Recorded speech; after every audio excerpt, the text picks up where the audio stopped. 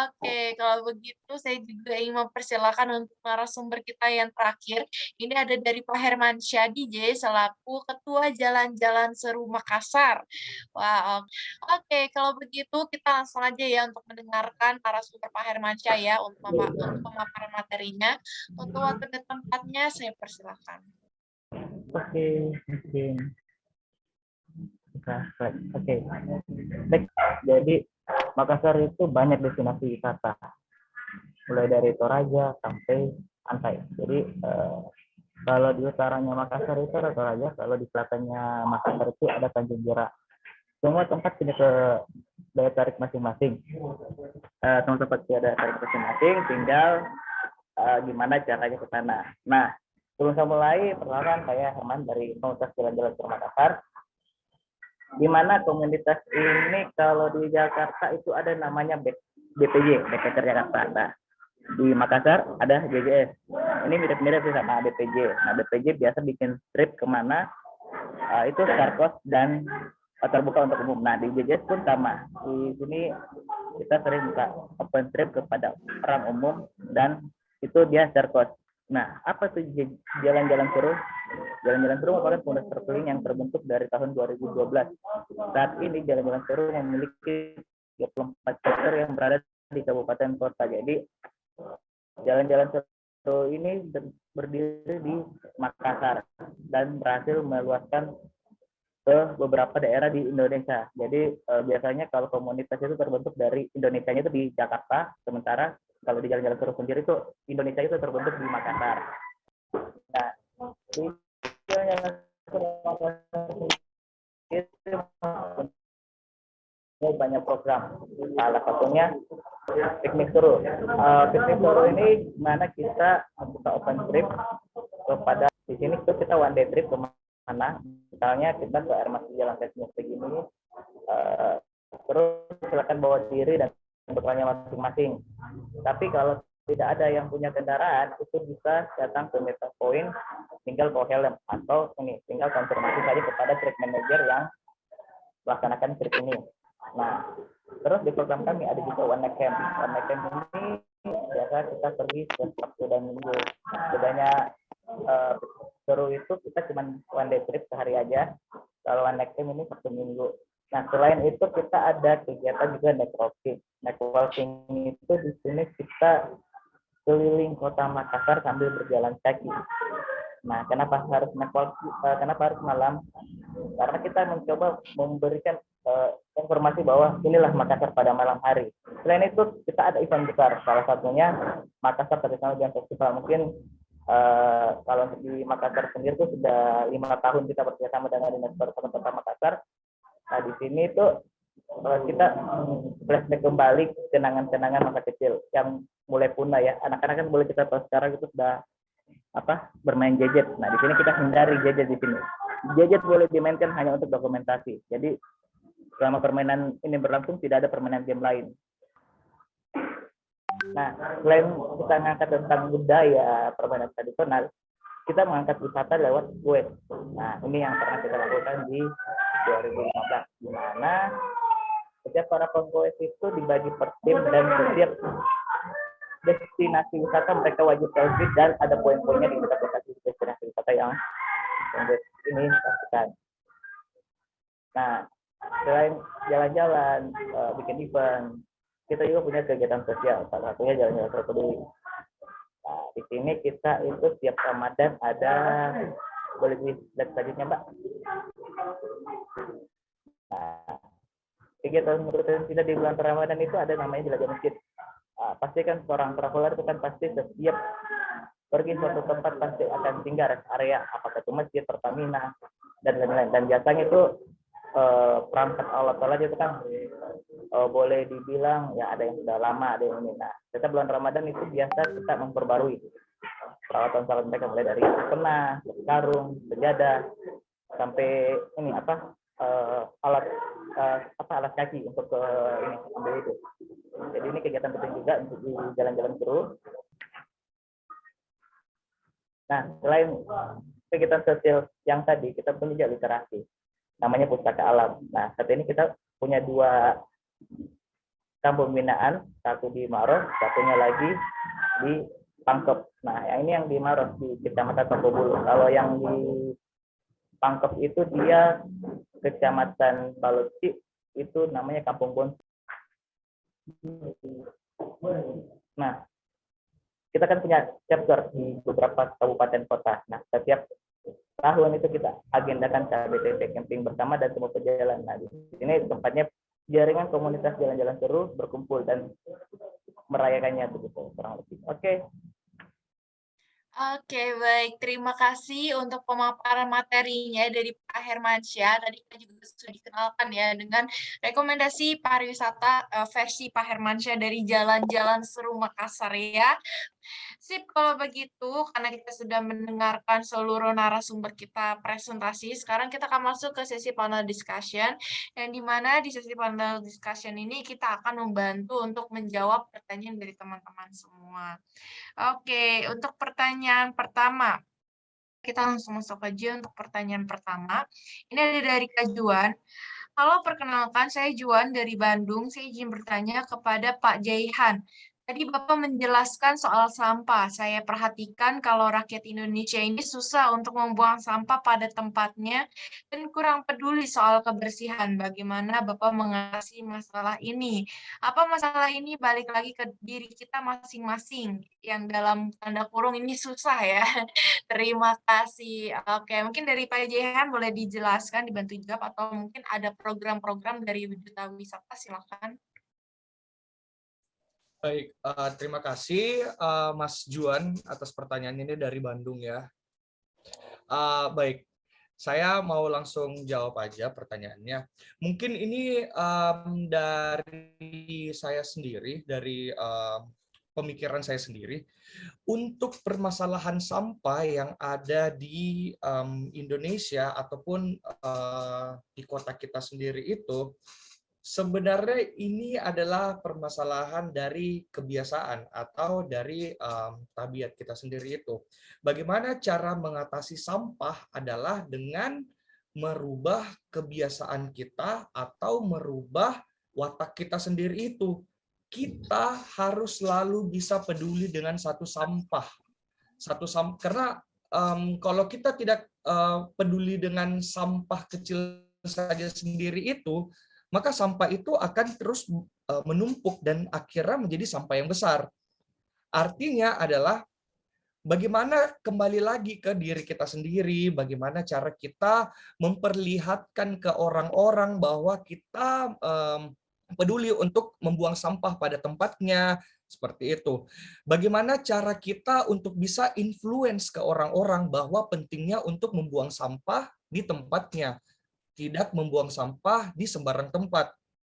Ketika orang-orang sudah melihat kita, diri kita membuang sampah pada tempatnya, maka orang-orang dengan refleksnya juga akan mengikuti kita seperti itu. Kalau misalnya tidak ada yang peduli dengan sekitar kita, ya udah, sampah itu akan tetap menumpuk saja. Ini contohnya saja, contoh kecilnya. Ketika saya makan saja deh, ini contoh kecil. Saya selalu, ini sudah beberapa tahun yang lalu sejak saya pindah ke Jakarta, bahkan sebelum saya pindah ke Jakarta, saya itu melihat contoh kecil yang sebenarnya ini sangat kecil tapi bisa merubah sifat kita. Beberes saat makan. Contoh kayak kecil banget, misalnya kita habis makan di suatu tempat, suatu restoran, kita habis makan, sampah-sampah tisu atau apapun yang kita punya itu ya udah kita taruh di satu tempat. Setelah itu piring-piringnya kita susun kembali.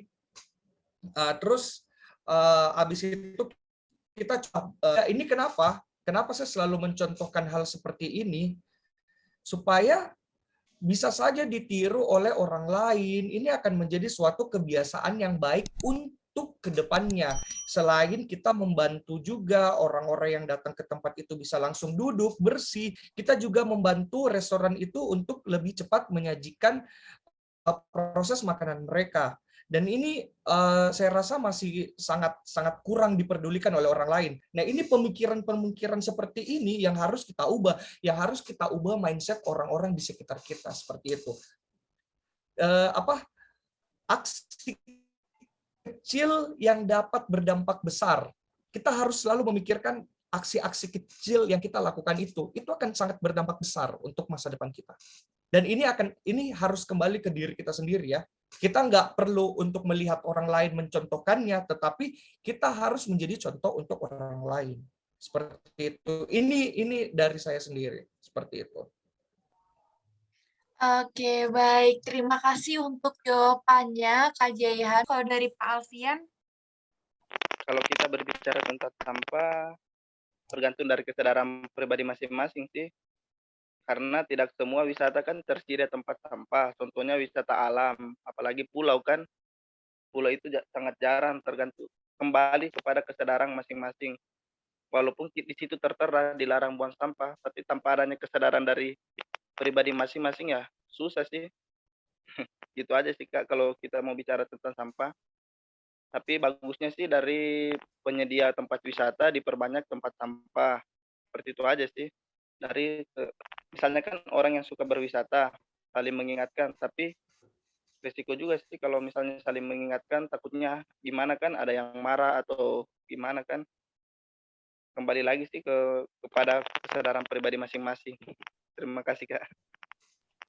Oke, baik. Mungkin saya juga bisa menambahkan sedikit. Ya, saya setuju dengan pendapatnya Bapak tadi yang bilang kalau kita menegur orang buang sampah mungkin orang itu akan marah. Tapi kalau saya sendiri, saya tidak akan segan untuk menegur orang itu. Nggak apa-apa dia marah. Saya tegur aja orang itu, nggak peduli dia mau marah atau enggak, itu urusan belakang. Seperti itu. Mungkin itu saja yang bisa saya sampaikan. Oke, baik. Terima kasih untuk tambahannya, Kak Jaihan. Wah, ini seru sekali ya. Memang kalau udah bahas sampah, emang ini menjadi masalah yang harus terus dibahas di tiap pariwisata ya. Emang nih soal sampah, sekiranya ya nih jadi bentuk kesadaran diri sendiri juga ya, baik kita mau mengunjungi ke tempat manapun, mau mungkin bukan tempat wisata juga kita harus tetap menjaga kebersihan ya. Oke, oke dari Bu Fatima boleh di open cam atau ada ingin ditambahkan, boleh silakan. Oke, baik.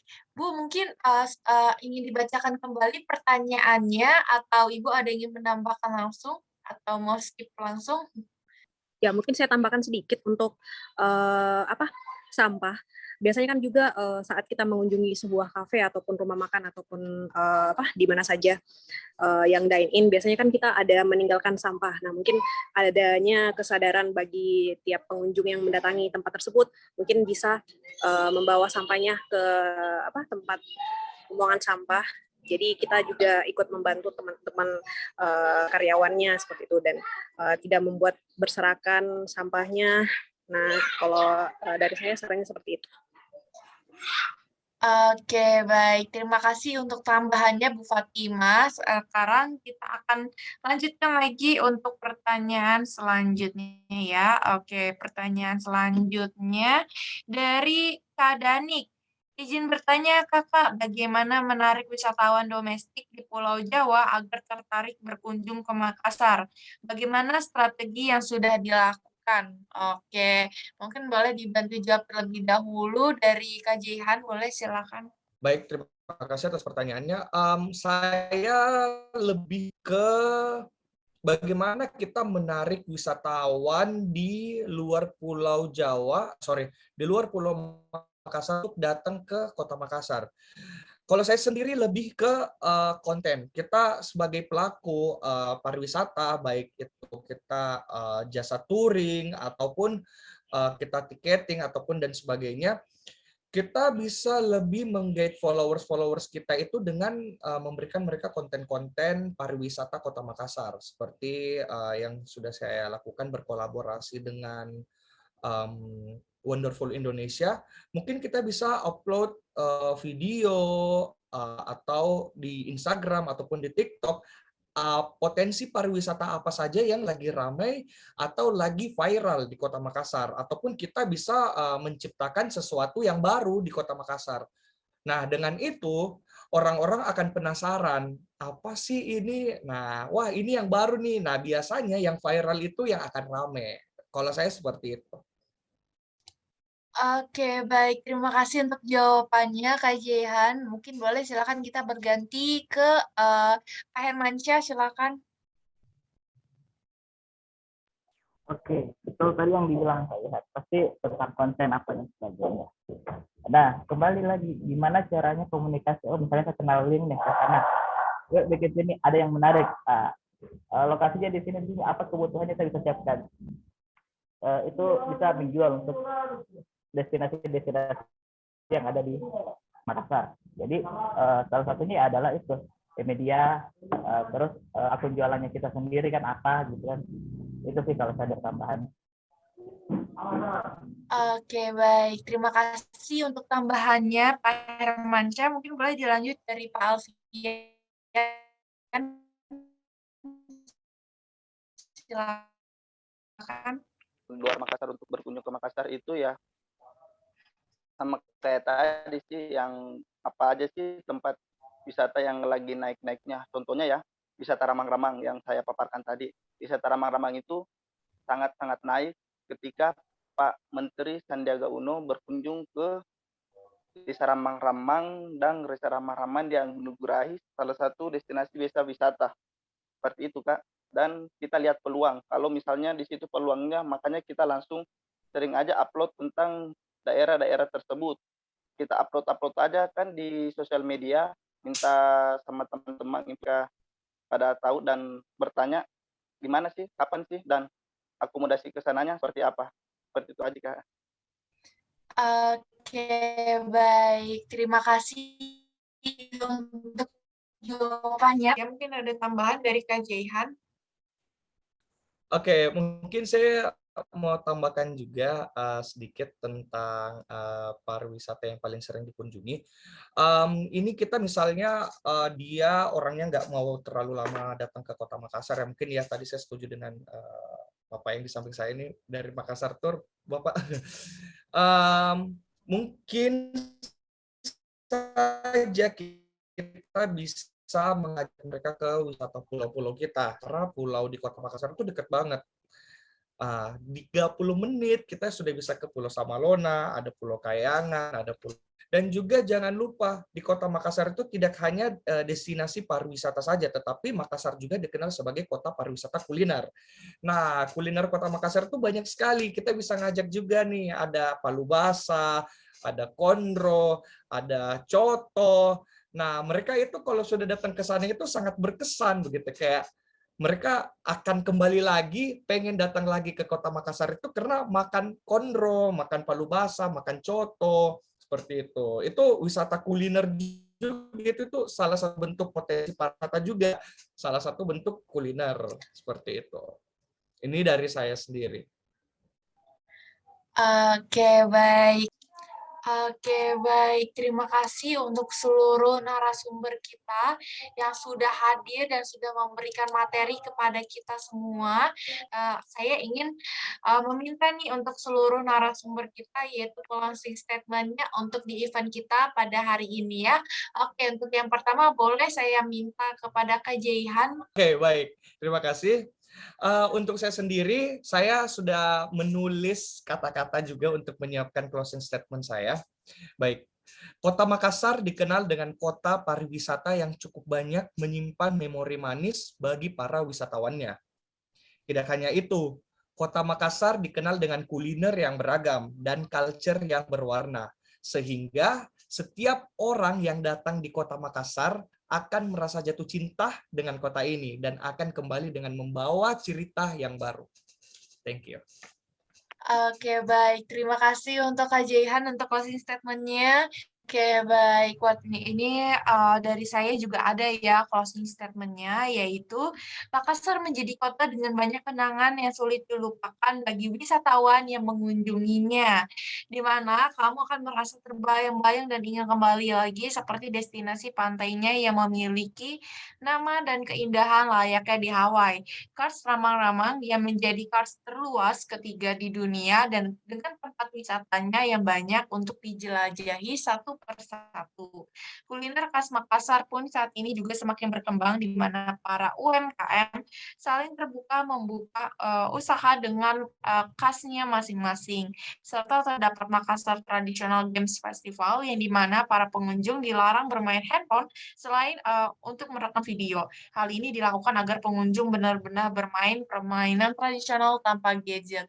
Wah, keren sekali ya pada siang hari ini. Pada sore ya, sudah sore ya. Pada sore hari ini kita sudah jalan-jalan online ke Makassar. Oke, untuk para narasumber, thank you banget. Oke, akhir kata kami ingin mengucapkan terima kasih banyak untuk para panelis yang sudah menyempatkan waktunya pada hari ini, kepada Kak Jaihan, kepada Bu Fatimah, kepada Pak Alfian, dan juga kepada Pak Hermansyah ya. Dan juga terima kasih kepada media partner kita pada hari ini, yaitu Sulsel Event. Terima kasih dari saya Cynthia Lorene, sampai jumpa. See you. Terima kasih guys.